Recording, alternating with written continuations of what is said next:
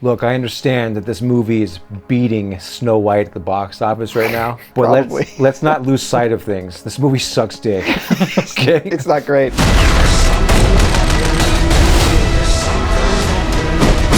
All of this is for a girl. I'm not stopping until I bring her home. Who are you?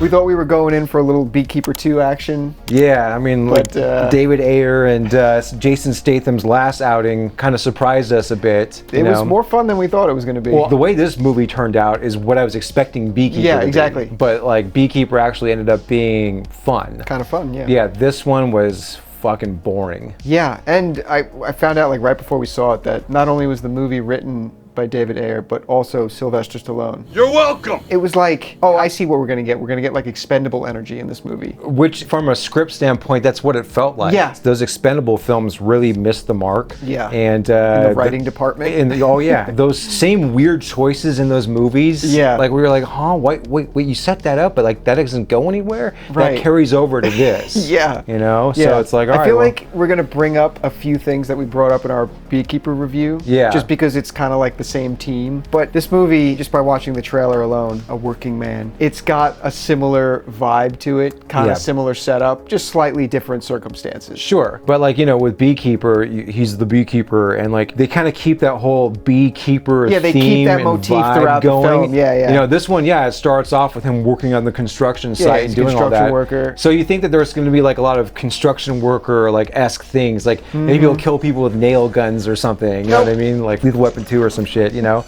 Nailed them both. They just abandoned it. Yeah, then they just abandoned that whole concept, and that's it. Like they don't really do anything with that, you know. The movie opens with that graphical intro, which was a mashup of his Green Beret military service and construction sites. Yeah. So like it was kind of funny just seeing the two. Like there was it's like the cement truck, but it was a grenade on the back, and I was like, okay, like this could be fun. Yeah. But all of that's abandoned. Like he's like on a construction site for the opening scene, and then he's never on a construction site again. Yeah, it's one of those movies where they have like the marketing and the title of the movie and the concept of it, but they just don't follow through with that concept. Beekeeper actually followed through with that, which was part of the fun of that movie. Throwing jars at honey at people. Yeah. Like, I mean, not only was it that with Beekeeper that made it successful in our eyes, but like some of the villains in that movie were way more colorful. Exactly. Yeah. Get this fucking hippie shit down, please. There was a really good pulse to that movie. This movie was just like, amateur is not even the best word for it. It's just like juvenile. It's like what a middle school kid would write. Like his idea of what an action movie would be, you know? Yeah, all the villains were very bland. There were a couple moments where a few of them had a moment that was kind of funny, maybe almost funny, but then it just like they disappeared quickly. It was just a waste. Yo, these guys are next level.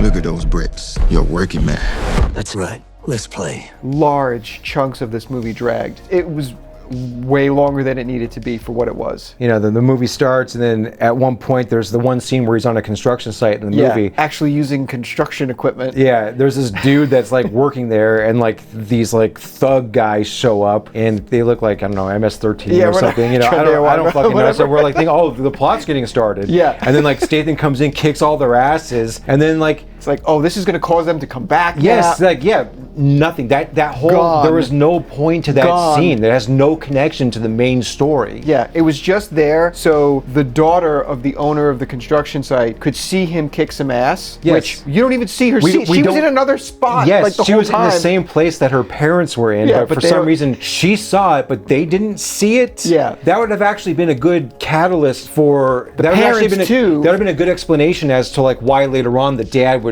use his services, because like he saw him kick so much ass earlier, but no, they abandoned that. They don't do anything with that. Exactly. Then you think that's going to be the setup for the daughter getting kidnapped or whatever, and a couple scenes later she does get kidnapped, and that's what kickstarts the whole plot, where Michael Peña's daughter gets kidnapped, and then he wants Jason Statham to go find his daughter because he just kind of looked at him and was like, oh, I could tell you're like ex-military because my dad was military. Yeah, we just got the same face. It was just as shitty as that fucking scene in Dark Knight Rises where Joseph Gordon-Levitt knows that he's Batman again because he saw him show up at the orphanage at one point. He could just tell on his face that he's he's fucking Batman. Okay. I'd seen that look on your face before. It's the same one I taught myself. So shitty. It just turns into Taken, basically. Right, but like everything that happens up to the daughter getting taken has nothing to do with why she gets taken. Yeah, and exactly. they set it up in a way that you think like this is either a revenge on the side of those gang members who came up, or it's like some kind of ransom deal. And like none of that. Yeah. It's a whole different group of people that randomly kidnap her. Yeah, exactly. Like Russian gangsters, you know, because we need another regurgitation of some John Wick storylines. Yeah.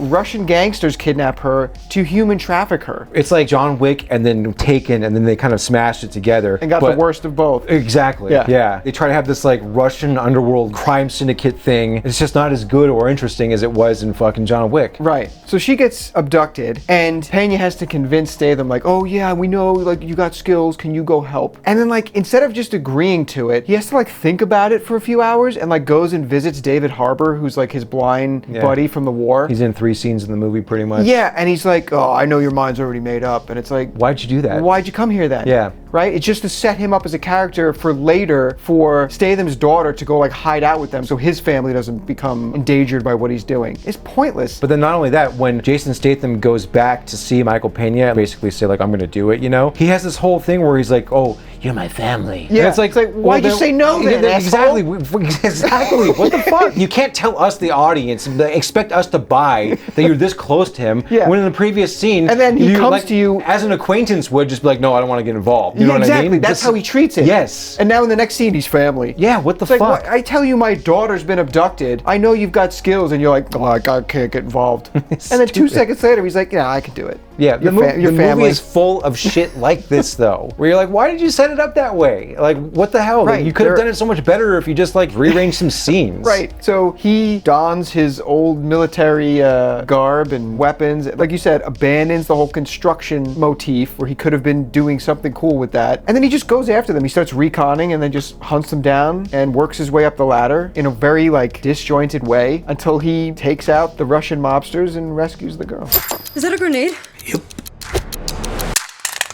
This is nothing like Fortnite. And what makes it feel even more disjointed is the fact that as it's going on, she's been kidnapped, and we kind of cut back here and there to see what she's up to. Yeah. But it actually, the first time you see her after being kidnapped, is like, it felt like it took forever to like show what she was going through. Right, yeah. You know, but there's no sense of urgency. There's like no time clock. The pacing is very weird. 'Cause Yeah. you don't know how much time is passing in certain parts of the film. Like, you don't even understand, like, why she's been taken. Or I'm thinking, like, well, when's Pena getting his ransom note? Yeah. Because they did a poor job at setting up, like, who took her. Yeah, and Pena's a good actor, and you think they're going to do more with him. No, but he's in like 2 scenes. Yes, yeah. Right. She gets taken by these Russians, and they're using her to, like, make money from these rich pervs who want to do things. Right. And they bring her to this guy's place. She bites his cheek off, and then the main Russian guy's like, oh, she's a liability. Just go kill her. And so they're like, okay, happy. We're going to go kill her. So, like, these 2 henchmen, this guy and this girl, they go off to kill her, and then it goes back to Statham, and now he gets his daughter, and he's like, oh, I got to get you to safety, like, drives back to David Harbour's place, spends the night there, and it's like, how much time is going by? Yeah. This girl's dead already. She's got to be dead. Exactly. And then it cuts, like, it's got to be, like, days later, and they cut to the girl, and now she's in the car with these 2, like, they're driving her out to the woods to kill her, and it's like, what have they been doing this whole time? And then they fail the attempt to kill her. She kind of gets away temporarily, then they end up getting her. Yeah. Then the guy that, like, she bit off his cheek calls them up and is like, is she dead yet? And they're like, no, actually, like, because coincidentally, like, all that stuff happened. We still she's need not her dead. alive. And then now he's like, good, I actually want her back. And it's like, what? Yeah.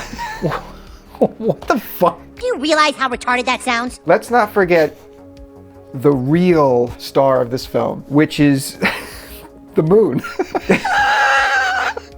Dude, okay, the first time you see the moon in this film is when he drives up to that biker bar, and it's like, it's in the background, but it's like it's large. It's you like, even made a comment about it when you first see it. I made a note of that. I was like, that moon's looking pretty big. Yeah. Right? And then a couple scenes later, there's like a scene in the woods, and then like the moon, it's got larger. It's like 1.5 times bigger. Yeah, it's just like slightly bigger, and you're like, Look at that, the moon again. It's getting pretty big. And then by the time we get to the third act, it's like filling up half the screen pretty much. Dude, I was getting flashbacks to fucking Scary Movie 3 when the sheriff's leaving, and like every time it cuts back to her hat's getting bigger. By the end of the movie, they're not even like obscuring the moon behind buildings or trees. It's just like a full-on shot, and it's like, it's taking up like half the screen. Yeah. And it's like, geez, you don't have to motivate your light that hard. Yeah. Like, that's the most motivated night light I've ever seen in a film. Dude, fuck this movie. This movie sucked. Like, I expected just like a fun bullshit action movie, and we didn't get that. It was just, it was crappy. I don't have the same disappointment level as I had when I saw The Expendables, but it felt like watching No, that was worse. Look, and usually Statham's at least fun to watch, you know what I mean? This, everyone was just on autopilot. He was like just going through the motions. He didn't commit to this character. Right. It was just almost like a stereotypical Jason Statham role. The direction was boring. Yeah. There was nothing inventive about it. Ranking wise, there's just not even that much to talk about. Not much to get into for this, for the rest of it. I went 4.5 out of 10. Yeah, I went 4 out of 10. Sucked. Yeah, and as far as the other scale goes, no, I would say that there's probably 0 rainbows in this one. 0, yeah, There was like nothing. Nothing. It was not motivated whatsoever. No, there's a scene where he actually waterboards somebody and actually gets the info he needs. Yeah. So we'll give the movie that. Yeah, we'll give it that. There was no mess. This movie was not smart enough to have messaging. No, it was not. It's just like, if you want to throw it on in the background and it's free, that's the only way I'd recommend this. I guess, yeah. If you can't sleep, put it on. Fucking put you out after 15 minutes, probably. Exactly. Yeah, this movie sucks. Yeah.